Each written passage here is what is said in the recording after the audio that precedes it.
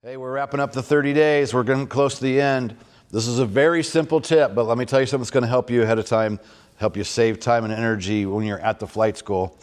What we see a lot, somebody will show up and it's been a while since they've totaled their pages and signed their pages. Sometimes they forget signed pages in the past.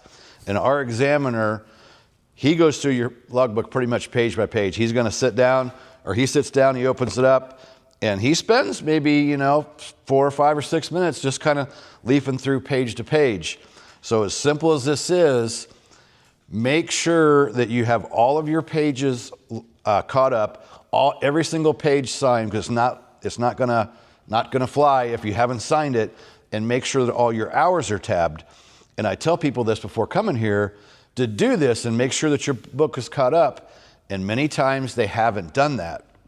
And I'll give you an example. I won't mention his name. That he's like, I told him to do this. And he's like, oh, no big deal. That's quick. It doesn't take long. And then he spent a half a day on the couch over here with me sitting there waiting and waiting. And we charge $950 a day. So if you want to sit here and pay me $950 for the day, and half of that day went to me sitting there watching you figure your logbook, probably not a good use of your time and your money. It sounds very simple.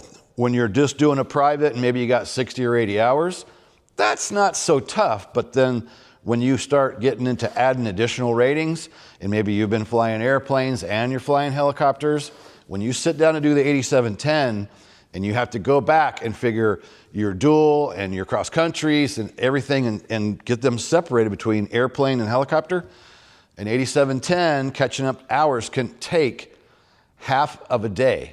And near the end of a check ride, the last thing you'll be doing is you want to be screwing around figuring up your hours. So take the time a week or two before your check ride and make sure you get in there, catch up your logbook, make sure every single page is signed, make sure all your times are moved over.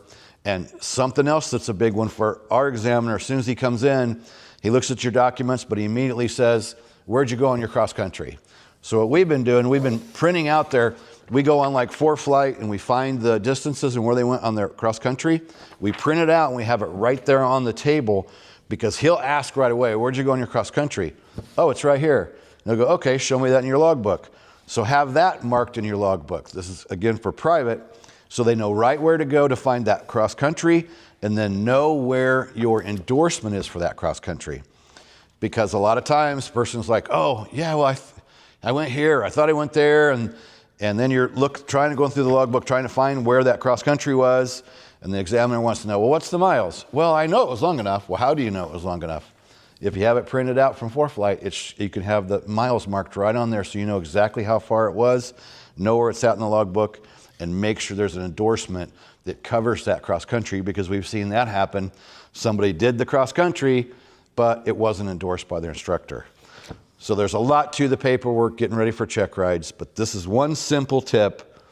Make sure you take the time to go through, add up your pages, make sure that they're all signed, and know where your requirements are throughout the logbook. So the day of your check ride, you're not leafing page to page while the examiner's huffing and puffing because you're trying to figure out where did you go on your cross country.